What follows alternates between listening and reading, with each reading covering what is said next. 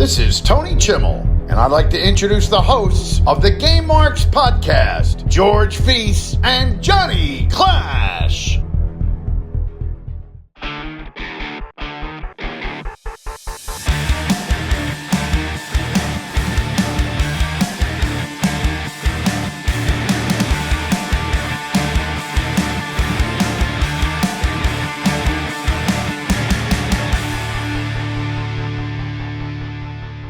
Welcome to the Game Marks podcast, where each and every week we take a deep dive into the good, the bad, and the awesome of video games. I'm the man they call Johnny Clash.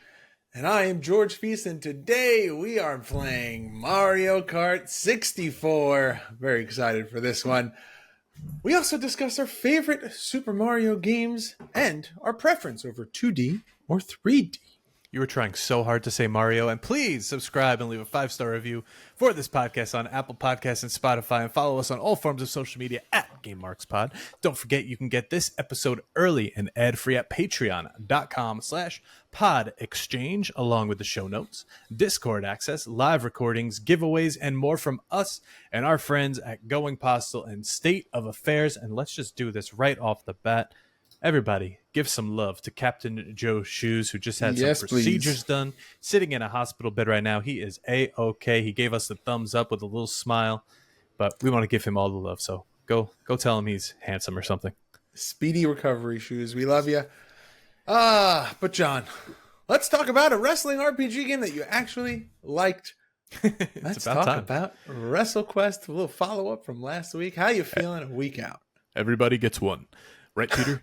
Okay, so actually something really resonated with me here. We got a comment on the YouTube playthrough that said, I saw this. I was really on the fence about this game when it first came out because of all the less than stellar reviews, but I think you boys sold me. Gonna have to buy this one and check it out. I hope we did it some justice, because I think most of the negativity came from lack of content, like after you kind of finish through the story. But I mean, that's just an RPG, right? Like, that's just how they kind of go. I mean, this day and age, people want more and more and more and more content, but I think you kind of get what you're going to get at this point. I hope they add more. I hope they answer some questions that people still have, because I know some of the more recent updates weren't as good.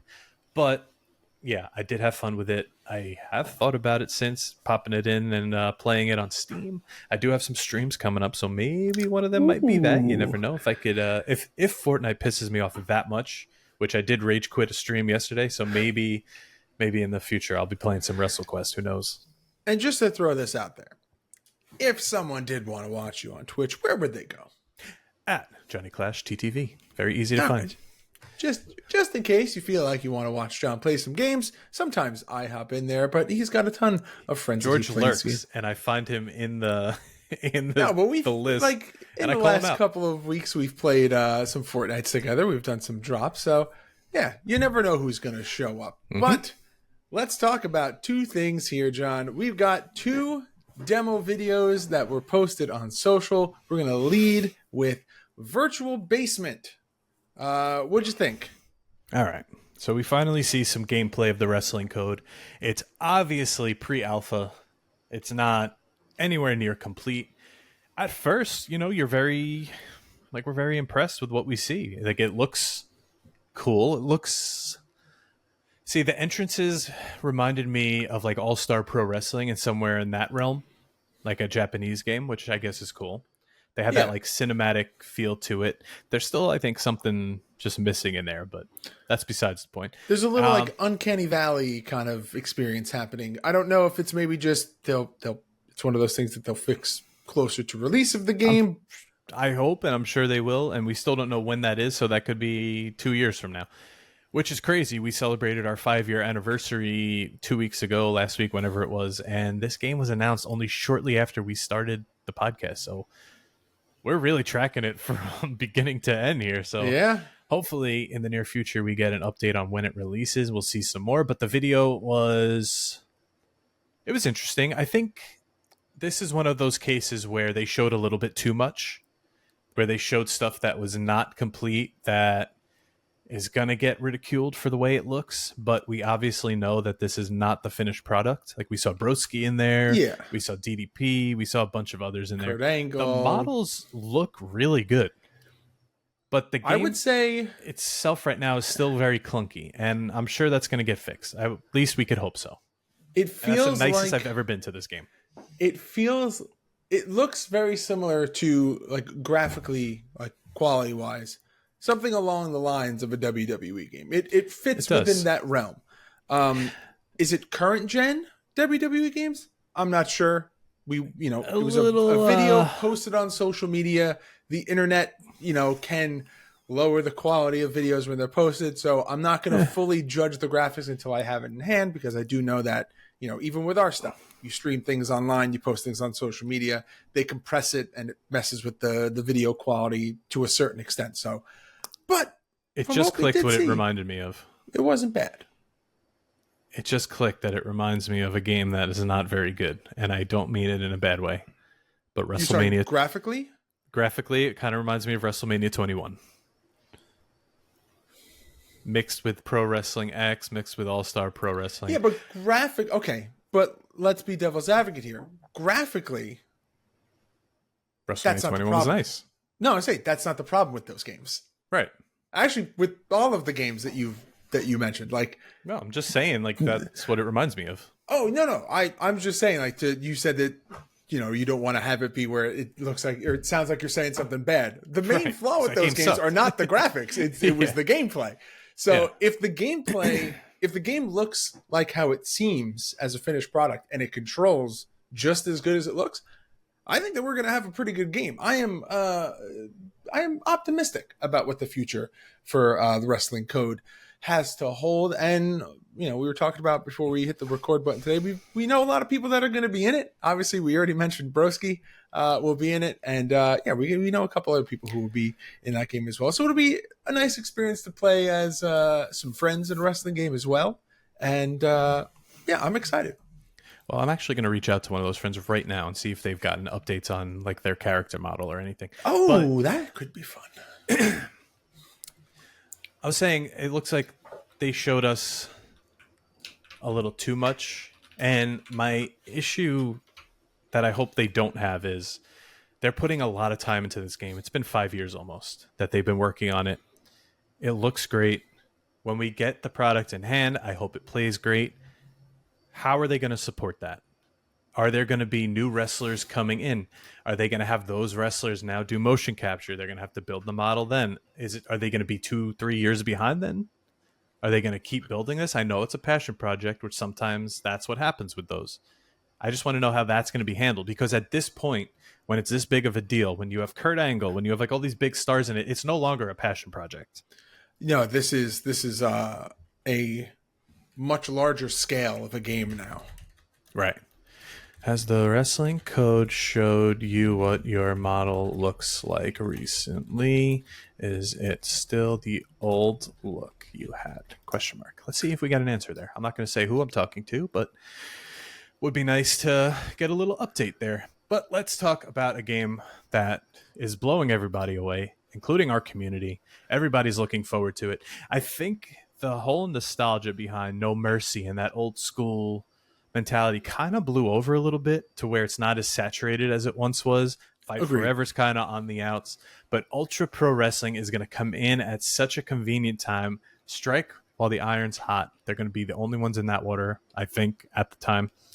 We saw a demo for their arena, and it looked absolutely mind-blowing. From Monday Riot, I'm looking at the pictures right now.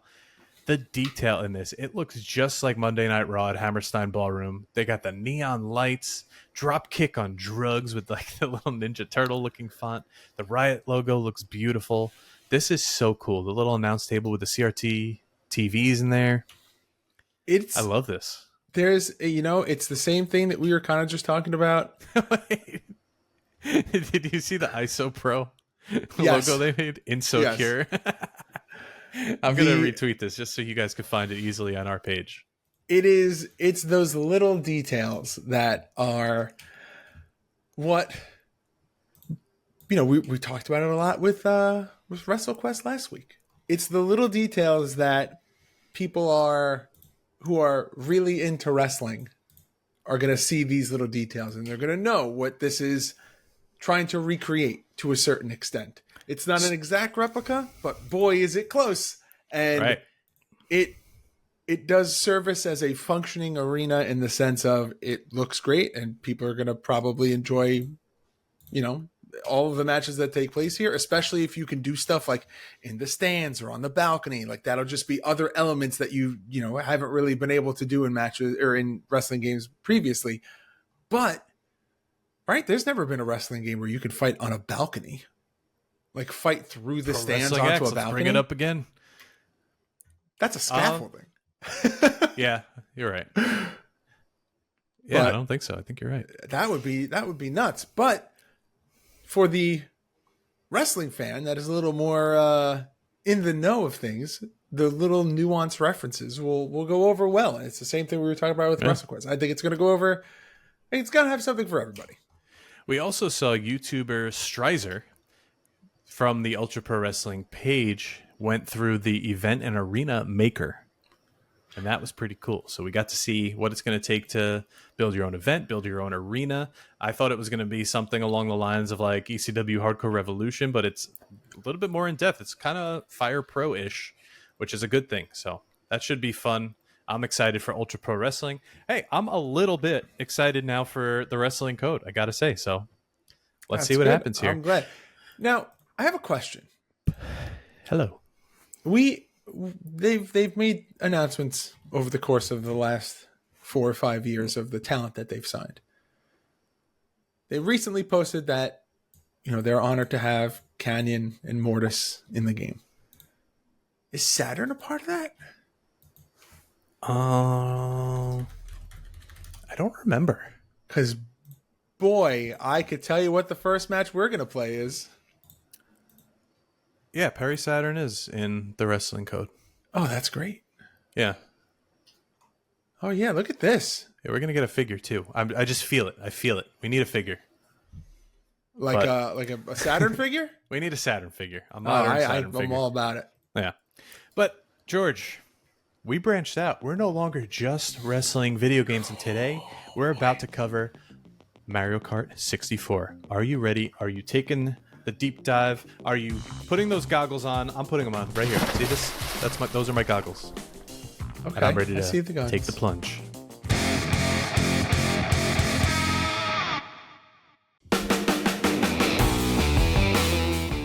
Looking to add the newest wrestling figures to your lineup? There's no better spot to pick up your next figure than the Wrestling Collector Shop.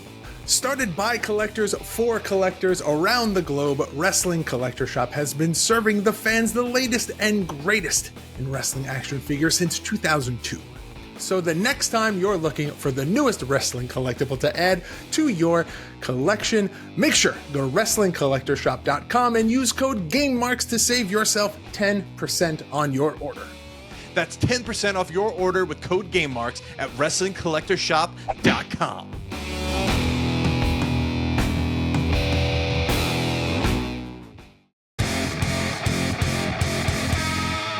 Before we start, George. Yes, sir. I'm going to say something now, since this is Super Mario Month. I'm going to say it once, and I'm going to say it only once. All right, I'm going to say Mario. That's the way I say it. I'm not going to try to say Mario, because I can't say it unironically. That's the way I say it. That's the way you're going to listen to it, and that's what everybody's going to deal with for the next month. So, Mario. I mean, that's 1.5 names of their names according to the Super Mario Brothers movie. Well, you could say Mario. Like, I can't say Mario. Like, I say it with that Italian accent, like Mario. I have learned that I say it with certain titles. Like, I don't say Mario Party. I say Mario Party. But I say Mario Kart. I say Mario Party. Mario Kart. But if you want to say it like the actual guy, he's Mario. An Italian plumber. He goes Mario. So say it like that then. That's the correct way to say it. Everything else is bullshit. I mean, we live in a simulation. The game starts off. Welcome to Mario Kart. Like, immediately you're hit with it. It's the first, like, it's the spinning Nintendo 64 logo, and then that. Oh, I'm gonna piss people off right away here. Okay, yeah, it's fine. Right. But let's do this thing before. John kicked us 20 minutes into the episode. As always, guys, the deep dive is brought to you by our friends over at Wrestling Collector Shop. Make sure to use code GameMarks to save yourself 10%. You just heard the ad. I'm just saying it again so you remember. And as always, courtesy of our friends at Wrestling Collector Shop, we give away a wrestling figure each and every episode. John, what are we giving away this week? All right. We are giving away this beautiful, ultimate Kevin Owens, courtesy of Wrestling Collector Shop. But last week, we gave away the top picks, the Rock figure with that beautiful belt.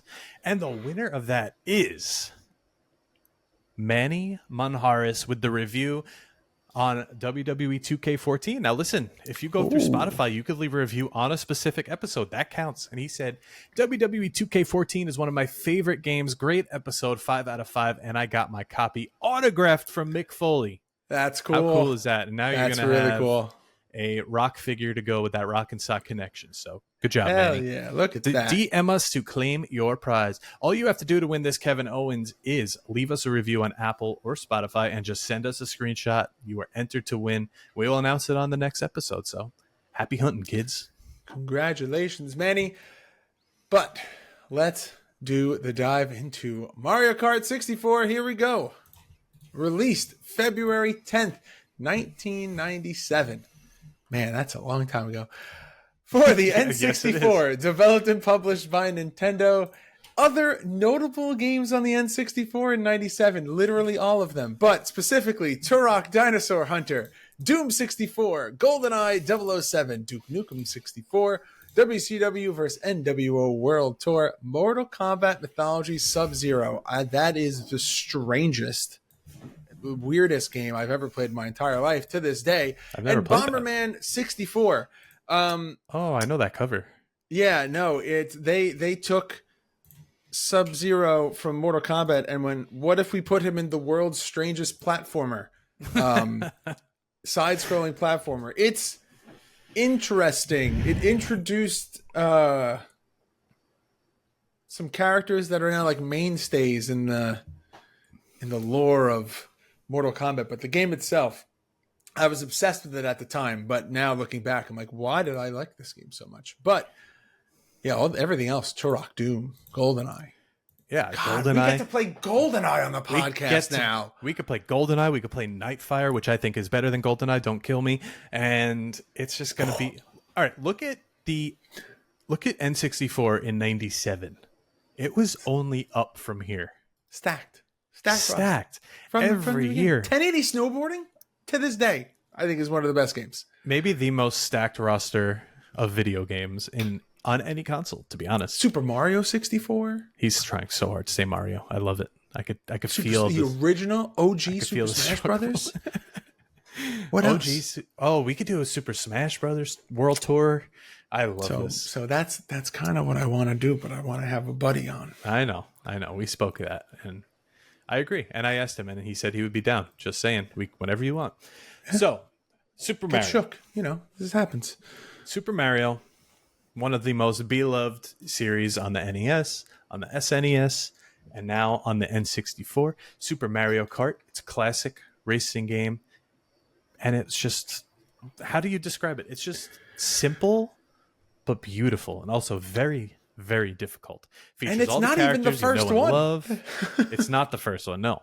It's the second one. But it features all the characters you love, and it's just, they're there in 3D. You got the power-ups. It's known for its multiplayer mode, but it also has the battle mode. It has, it's just, what are your thoughts? Like your first initial thoughts on Mario Kart 64? Whenever this game comes up, I always think of college, because while everyone else had their Xbox 360s and their PlayStation 3s and all that stuff in college, me and my roommate, we each brought our N64s and we each brought our game collections.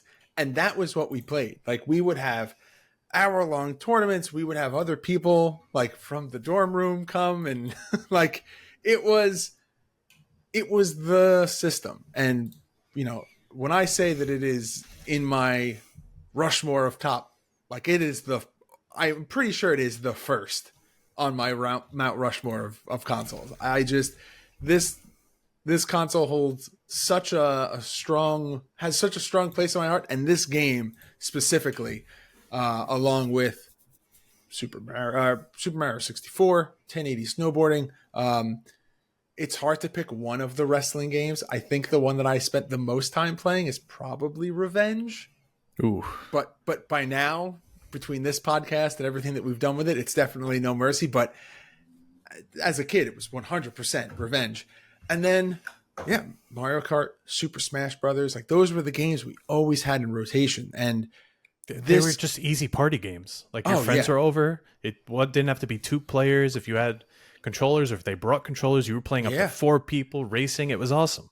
And specifically, this game was always like, you have the people who played this as like when they were younger, and I was one of them. And then you had the people who like maybe only played this at a friend's house or at a cousin's house. So then we would kind of have to scale the CCs and what cups we did and stuff like that.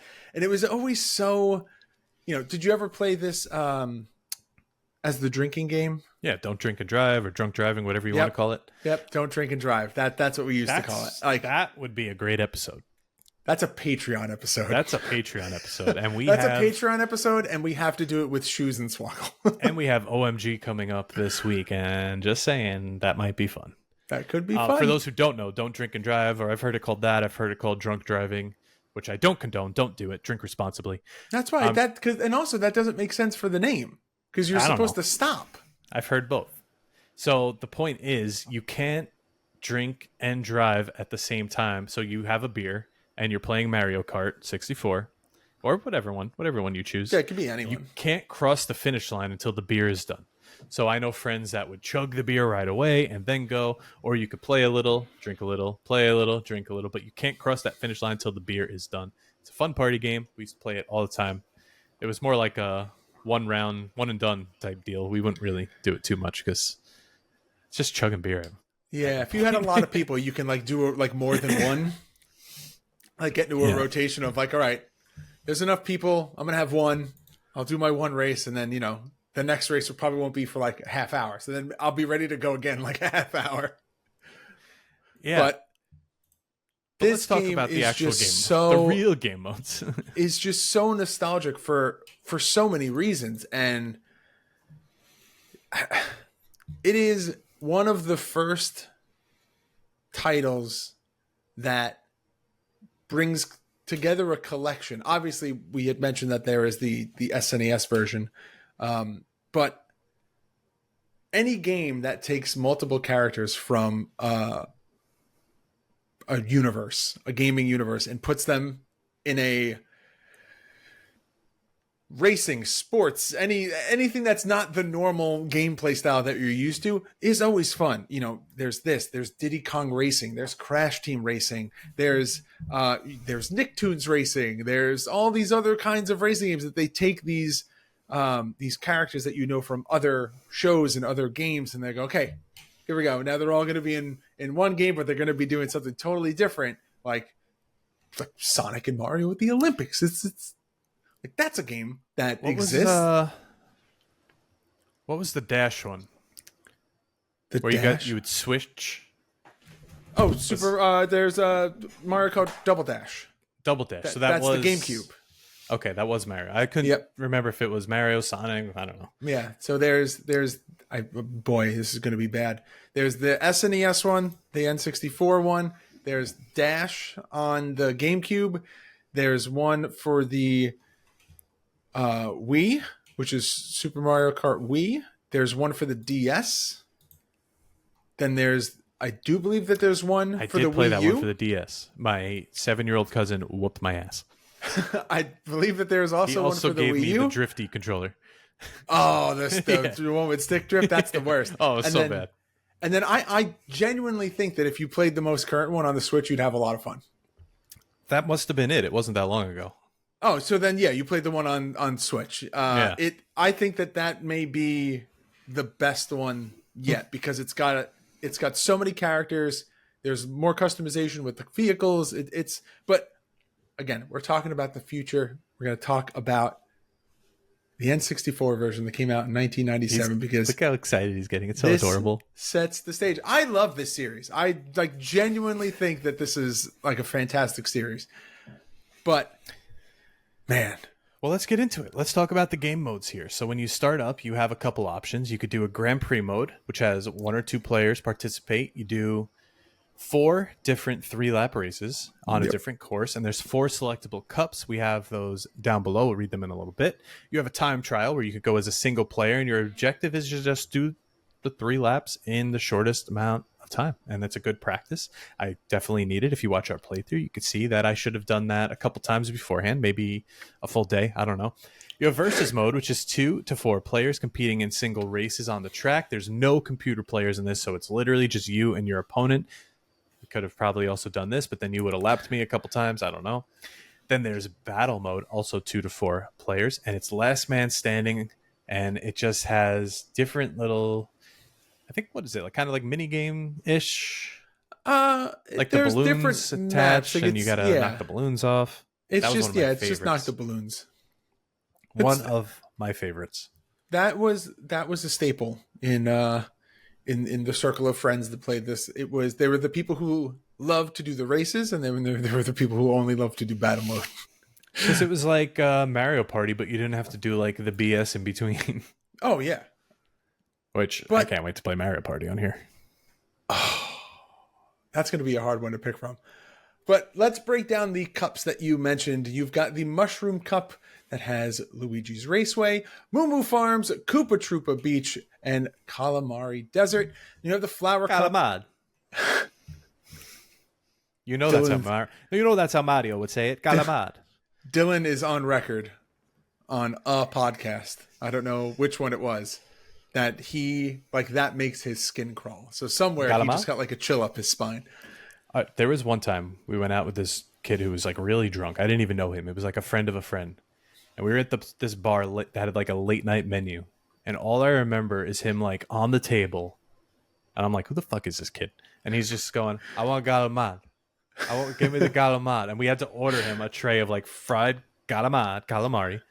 And he was happy. That's what the drunk kid wanted. I don't know who he was. I never saw him again. But that's what he wanted. I was really waiting for the end of that story to be like, and now we're best friends. And no, don't know. But I did tell Dylan today, speaking of, we're going off a little tangent here. You're talking about his other shows, that I almost forgot to go into work the other day because I was sitting in the car outside my job laughing my ass off at the Michael Cole story that JBL was telling about Jimmy Snuka Jr. Was that not... So you've listened to the other, this is the interview that he did. Yeah. Have you listened to the other interviews that he's done? Swoggle? Yeah. Up until then, yeah. Have you not noticed, because he doesn't believe me, a progression that he has gotten more and more so comfortable as he's doing? Like, I call him Dylan Von Vliet today, and he goes, I wish I was that handsome. It's one of those things where that's why he keeps getting better, because he's so critical of himself. And I tell him all the time, like, don't lose that, because as soon as you think that you're good, everything's going to go downhill, and the interviews are going to suck. Buddies. I said, anyway, it's so good. Sorry, listen to I'm Going glad Postal. that you enjoyed. We digress. Go listen to Going Postal. I'm on there sometimes. It's mostly just Dylan.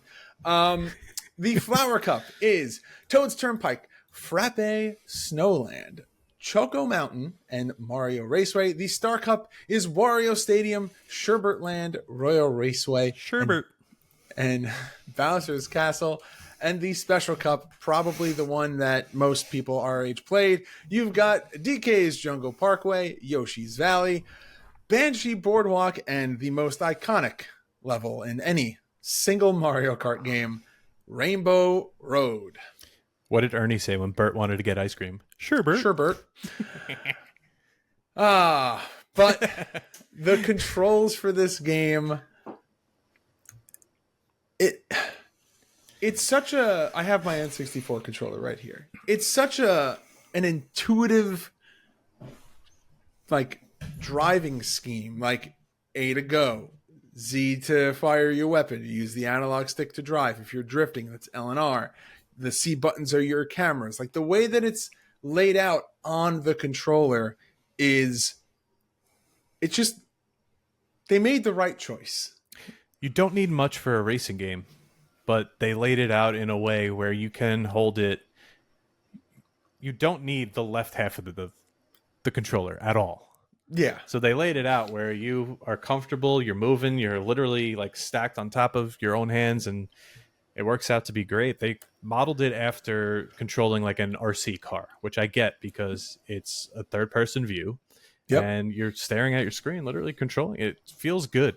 I was terrible at it today, absolutely atrocious. And I don't know if I was ever good. I can't remember, but I probably played only against the computer when I was little until I got older and we started doing the party games and whatnot with it. But I'm sure my sister never wanted to play this.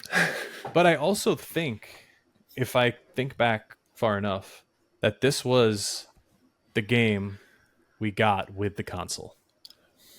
I think this was the first thing we had. So that's pretty cool also. So yeah, that's awesome. Pretty cool. Yeah, I think I don't actually think I owned this until I was much older. Well, we got this console late because I had a PlayStation and I convinced my sister to get it, but it's got the million seller icon on here. Oh, I thought you were going to say if you look really closely on the back, there's a JC on the back. Oh, it says USA-B. No, kidding. That's actually in really good condition for being that old. Not going to lie. Pretty good. Pays to have the little case. There you go. But okay, let's talk about one of, I think, everybody's favorite parts here, and that's the weapons or power-ups, whatever you want to call them. It's the thing that makes it different. It makes it more than just a racing game. Makes it competitive as you're driving. These little, I guess you could call them rainbow squares pop up with little question marks. If you hit the wrong one, you explode, but if you hit the stack of the right ones, you get a power up. Called. What is it? Item box. Item box. So you can get a red shell, which is pretty much a homing projectile shell that just shoots at your opponent. It could easily just go askew and hit a wall and die. There's the green shells, which shoots just straight. It does, bounces off walls, obstacles. The blue shell targets the player in first place, so it's got a little homing missile on it. George arguably the most iconic of the game, I think. I think so. Yeah, the one you want to get. Yes. The banana peel, probably the most annoying because they stay on the track as you're racing, and if you slip on them, you start spinning out. Very annoying. The fake item box, that's the one I was talking about. That causes you to crash and explode and be miserable. The mushroom gives you a speed boost. The triple mushroom gives you multiple speed boosts. The star gives you invincibility, much like every other Mario game, and you could run through your opponents, run through the obstacles on the course. That's, I think, my favorite one. The lightning bolt strikes all of the other racers, making them slower, making them more vulnerable to attacks. It's pretty great. And if you drive over them, they get like flattened. Yep. There's Boo. We all know Boo, the ghost. It makes the player invisible and steals an item from another racer. And then you could get a triple red shell and a triple green shell. So those are your items. A lot of fun. I think the one I never wanted was the banana peel because you don't see the results right away, and I would probably end up hitting it on the next lap. I like the banana peel because you can hold it as a shield, as a temporary shield. So if someone was throwing I think the shells do that too, right? The triple shells? The triple shells do that, and the single shells do it if you hold Z. Right. And the way they work is you use Z to bring them onto your cart. So they're kind of in the corner, but you have to like activate them and then use them. And while they're activating, you can run through another box and grab your next one as well. Yep. But the thing is, they disappear. So when you go, we're explaining this like people don't play this, but I guess that's what we have to do. Everybody loves this game. Everybody loves this game. But let's just bring back the nostalgia rush. If you go through the item box, it disappears. So if someone's close behind you, they don't get an item box till the next turn, which kind of sucks. Sabotage. But we're talking about the power-ups. Let's talk about the 8 superstars, wrestlers, just kidding. The 8 Mario characters that are in this game. George, you want me to list these guys? You know what? It's a big, heavy lift for this roster this week, John. If you're comfortable doing it, I say you go for it. All right, we got Mario. We got Luigi. We got Peach. I don't know how to do these voices. We got Toad. We got Yoshi. I can't do that one. Donkey Kong, Wario, and Bowser. Now, I was probably 9 times out of 10, I was Wario. I don't think I was ever anybody else. I think maybe if I had to pick someone else, I would pick Donkey Kong. Oh, interesting. That's only if someone was Wario from the start. But Wario, also just one of my favorite characters. Love Wario World. And I'm a big Luigi and Waluigi. Waluigi, yeah, Waluigi In the was later fun later on. games, Waluigi's a selectable character, so I'm a big fan of Waluigi. That is right. But let's take a quick little break ski here, and we're going to come back. We're going to talk about the artwork, and we're going to talk about the art style, the graphics, and all of the above. Let's go. Let's do it.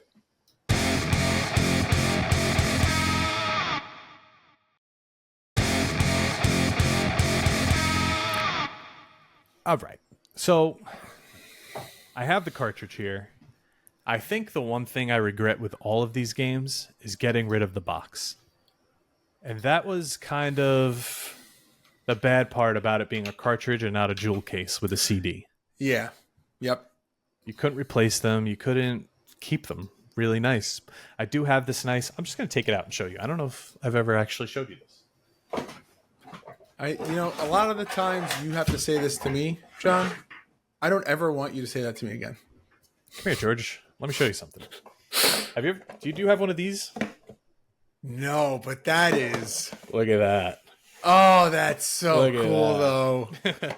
So I've had this literally since probably 1998, 99. So Mario Kart's in there. Oh, that is. Let's take them all out here. Let's do a little show and tell here. What all do we right, got? let's see what John's N64 collection looks like. We got Pokemon Stadium, which actually has my sister's name written in there. 10 out of 10. Probably because she didn't want me to play it, even though I did. Maybe cut that part out so you're not just throwing your sister's name out on the internet. Not her name anymore. It's fun. Jeremy McGrath Supercross. Loved this game. Loved that game. Of course, Mayhem, the greatest game in the world. Rugrats. This was definitely hers. Rugrats the movie. Rugrats in Paris the movie. Oh, I don't think I've ever played that. I remember that being very difficult. Here we got the regular USA No Mercy. What's the number? What do you mean? What's the dash? There's no dash. Which means it's a ticking time bomb. Still working. Mine too. Hey, you Pikachu. With the mic? It's somewhere. Ooh, it's somewhere. That game sucked. Cruis'n USA. Ooh, that's a good one. Of course, I just took out Mario Kart.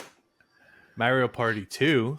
Ooh. One of my favorites. Yeah, that's another one. There's so many of Nitro. those. That's going to be a tough one. And I know what this break last down. one is. Revenge. So that's, I guess, all I had. There might have been some others here and there. Pretty decent set of games you got there, though.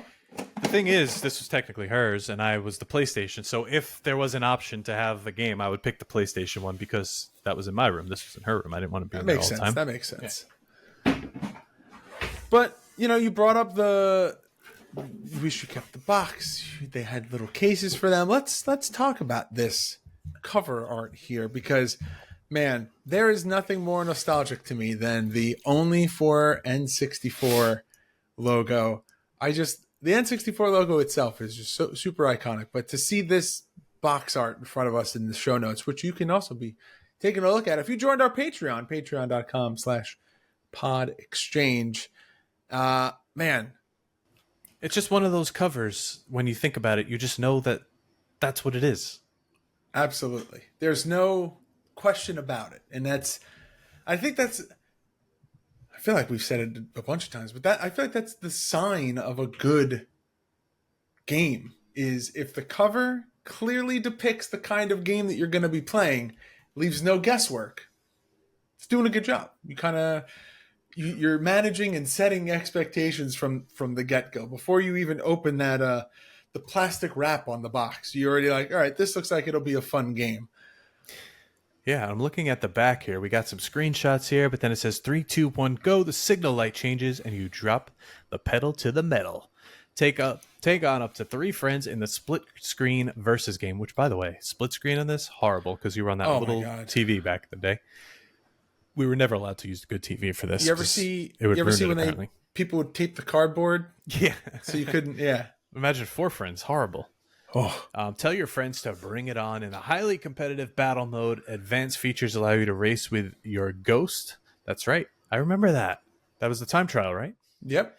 The driving data from your best run appears as a transparent character on the screen. No longer must you simply race against the clock. You can actually race against yourself. That's a selling point, apparently. Pretty damn cool. I love this cartridge. I love this cover. We got a picture of the cartridge here. I just showed you the actual one. It's kind of got Mario just in his little cart, giving a little thumbs up. You're skipping the bullet points on the bottom, which calls out something very important. If you could read them, because I couldn't. Well, the best one is everyone's favorite characters are back and gorgeously rendered, including 2 new additions, Donkey Kong and Wario. Yeah. Love that Wario. Love that Wario. But let's get into the art style here, the graphics. We all know it. It's beautiful. It's old school, 3D rendered. There's polygons everywhere. But as you're going on, I don't think these first screenshots are actually from the game we're talking about, so I'm going to delete them. As you go, you could get hit by boulders. You could get hit by snowmen, and everything hurts. If you go off the track, you get the little fishing reel pulling you back in. What's that guy's name again? Latiku. Never would have guessed it was Latiku. I'll tell you that much. But Latiku pulls you back in with the fishing rod, and it's a blast. It's from the beginning to end. You know the characters, you know the courses. We talked about Rainbow Road, one of the most beautiful, or as they say, gorgeously rendered tracks in any racing game. It's just literally a black screen on a Rainbow Road. It's been replicated in games before. Most recently, I've played it in Marbles on Stream. many renditions on that, and it's honestly, I think probably the one people think about most when they think about this game. That's Blue Shell, Rainbow Road. Those are the staples that I feel everyone always thinks about when it comes to the series, and they have remained consistent in one way or another throughout the entire lifespan of the game. So clearly, there is something iconic about it. Which, man, that is, I think it's the only way to describe the experience here. Like, are these the best graphics ever? No. It's N64. The rendering is fine. Obviously, we have more current titles where you can actually see like the denim stitching in the overalls that Mario wears. But for, 97 on an N64, the experience that you got, it was great. What more did you need? You can't really complain about it. Everything about it, presentation wise, is great. You're eating that while playing this after school. Oh, man. But we got Kraft some mac and ads cheese as here. iconic of this game. Yep. We got some ads here. We got Wario and Peach squaring off in a little go-kart race. It says, keep road rage off the streets. Strap yourself in for the most competitive, addictive, wide-open racing action ever. Mario Kart 64 rids our streets of road rage once and for all. But not only that. Oh, I love this one. I found a little Taco Bell ad under here that said maybe this is why he drives that cart so fast, and it's got Mario driving the cart to a Taco Bell and says, why is everybody racing to Taco Bell? Because Nintendo is at Taco Bell in a way you haven't seen before. If you're a Nintendo fan, you won't want to miss it, and while you're there, pick up one of 5 cool toys inspired by the Nintendo game experience. So get to Taco Bell today. You know what? I think I will. I am Googling because I want to see what these Taco Bell toys were. Oh, wait. These are actually really freaking cool. I've seen this. Donkey Kong Tree Maze, a Yoshi figurine, a Star Fox 64 shootout, a Mario Kart 64 joystick, and a Mario Maze. It looks like an N64 controller, but it's like a little ball racing game. Yeah. In the tune of Mario Kart. These are great. Wow, these are so cool. I'm looking at the display here. I'm saving that. We need to post these. Taco Bell Kids is awesome. Meal. That's awesome. These are like this generation, like this age of fast food kids meal toys. Hard to beat, awesome. Man. Late 90s Happy Meals, kids meals. I still have a crate of every single one I had. Damn. A lot of doubles because, me and my sister would both would go, and we'd both get. My mom would ask, like, "Oh, could she have the girl toy? Can he have the boy toy?" But sometimes they would be like, "No." So we got what we got, and we got a lot of doubles, but we also have a lot of like probably complete collections of Lion King, Toy Story, all those. That's awesome. Yeah, That's really crazy. cool. But did you know?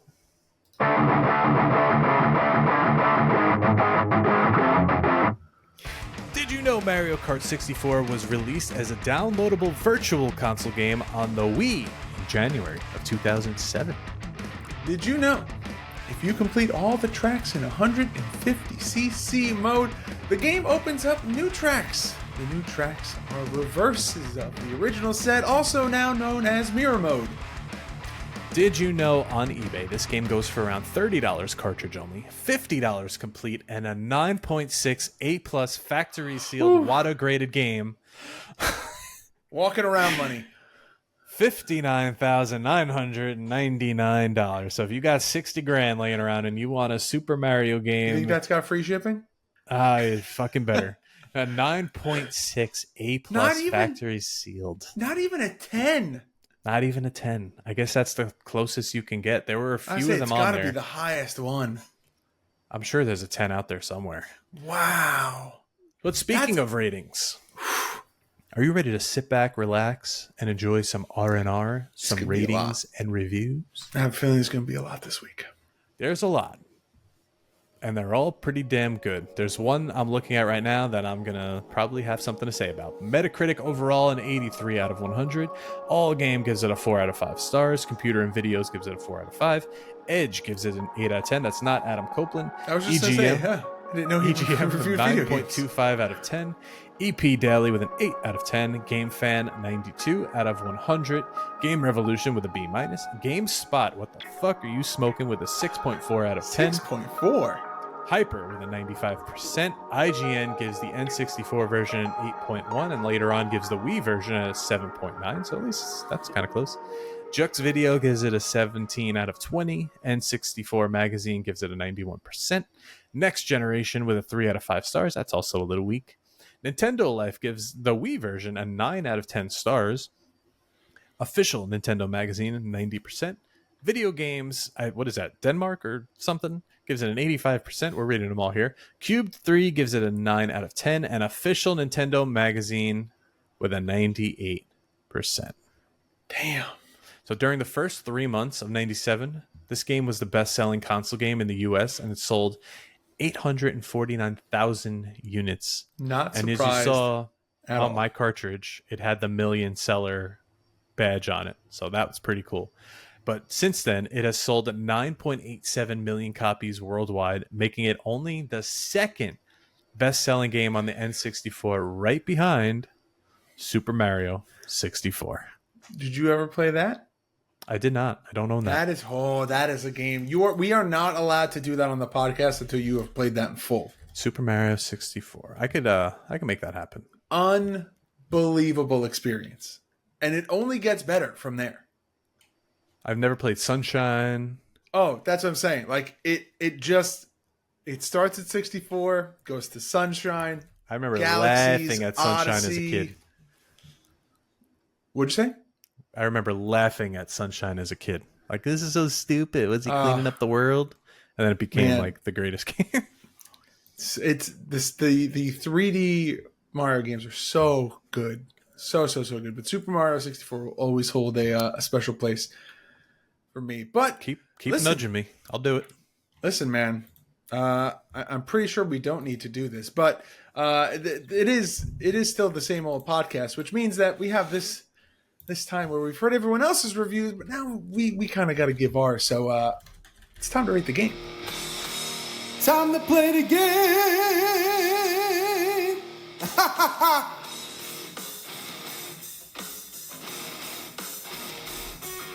Johnny Clash. It's been a while since we've done one of these, and I'm feeling very confident. I think we give it the old 3, 2, 1. Whenever you're ready. 3, 2, 1. Play it forever.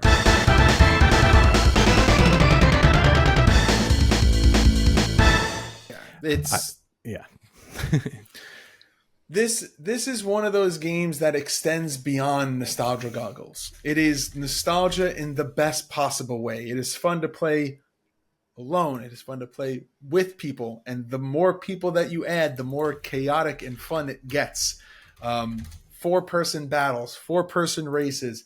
You know, as the franchise itself goes on, there's online play, more, you know, possibilities for people to play with. It just gets better.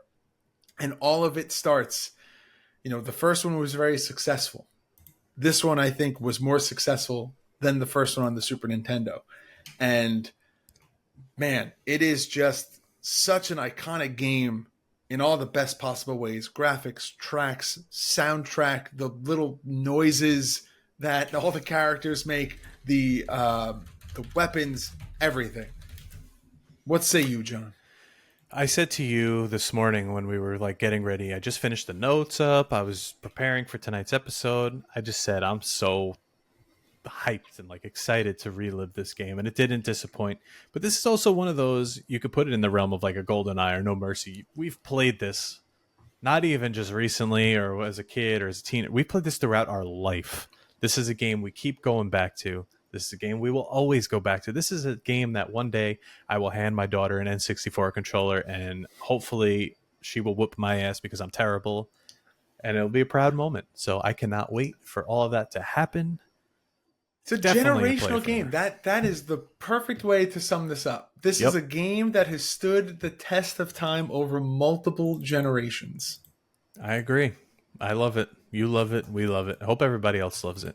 My dad loved this game, and my dad was like very limited with the amount of video games that he would play. But he played this. I played this.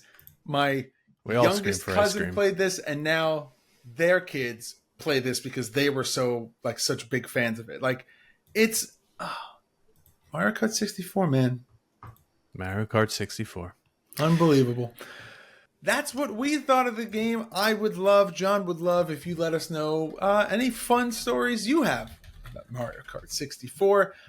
If you've ever played the weird drinking games that we played with this game, if you guys had your own form of drinking game that you played with this. And just if you have any fun stories or memories, we'd love to hear it. Obviously, this is a game that has stood the test of time. A lot of people have great memories. So if you want to share, all forms of social media at GameMarksPod. But with that, John, are you ready to get into the soft lock of the week? Let's do it.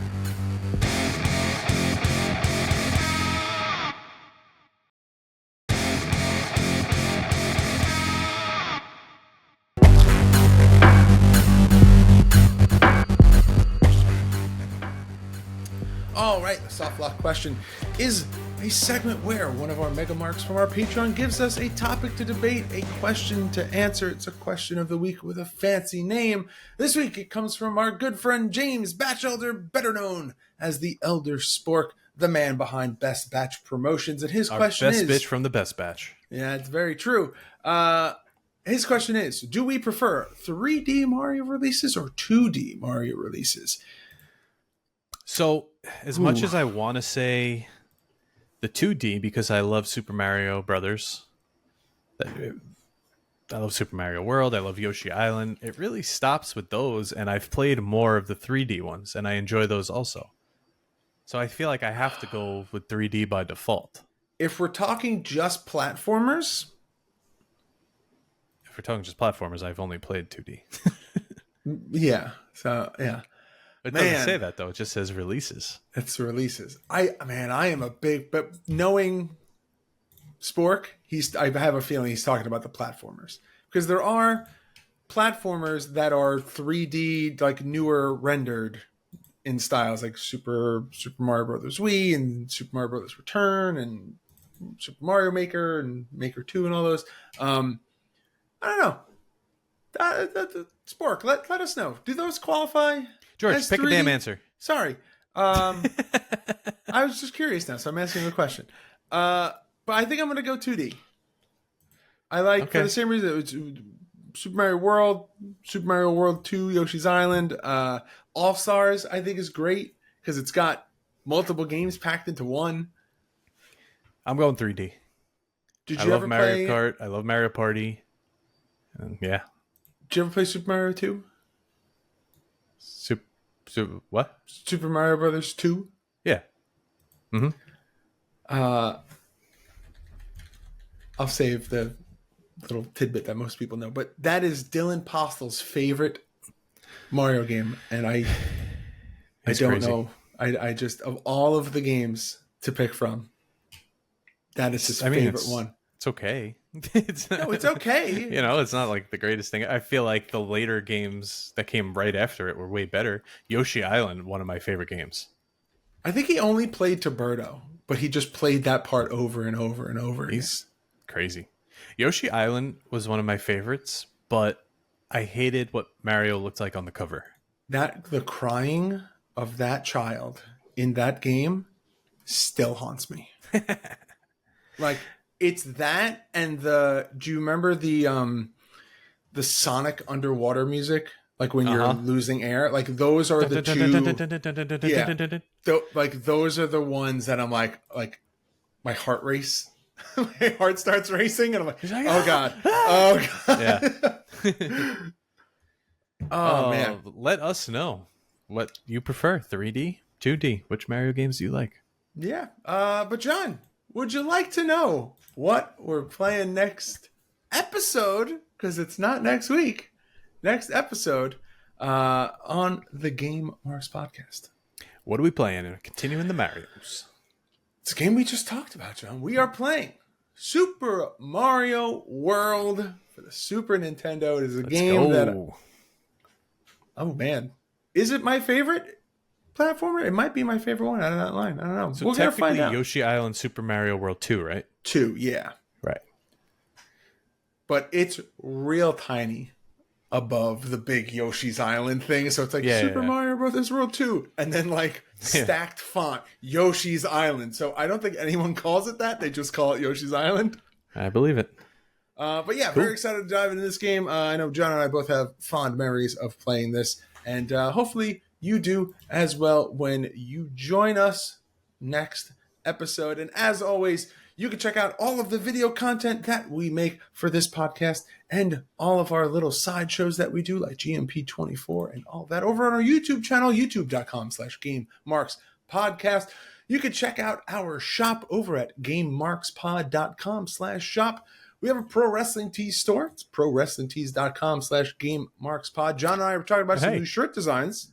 If you're listening to this today on Labor Day, when this comes out, there's a sale going on. Go check it out. Go get 20% off. I don't know what the code is because we're a week behind, but go check it out. I'm sure it'll pop up right when you go on the screen. Don't worry. I'm going to pull up the code right now. I'm sure it's Labor Day. It probably is. Pulling up the code right now, and the code is... Labor 24. I see it. Damn it. He beat me to it. Yeah, Labor 24 is the code that you want to use to save yourself 10% over at ProWrestlingTees.com. Oh, look at the major boys on the front page here. Yeah, they got a 24-hour shirt coming out of Major Batman. Nice. Send out the major signal, I guess. If you want exclusive content from this show, as well as State of Affairs and Going Postal, you can check all of that out at patreon.com/podexchange. That's PODXCHANGE. You can follow us on all forms of social media at GameMarksPod. And as always, please make sure to like, comment, subscribe, ring that notification bell. And as always, if you really want to help out the podcast and you want to win a figure, all you got to do is leave us a review and a rating on Apple Podcast or Spotify. Take a screenshot, share it with us on social media, and you could be entered to win that Kevin Owens figure. And of course, if you have a product or service that you'd like to advertise on this podcast, you can reach out to us over at GameMarksPod@gmail.com. That's it. It's the whole episode. Mario Kart is done. Johnny Clash, do that thing. Game over. Marks. Yahoo. Game Marks Podcast, put them on the radar. Playing rare games, Sega Saturn, no Game Shark. Johnny and George work hard and they play hard. Future endeavor games and put them in the graveyard. From the deep dive to the clash at the feast. How can I get more? That's question of the week. Follow on Twitch, there's nothing that they won't play. Game Marks Podcast every single Monday.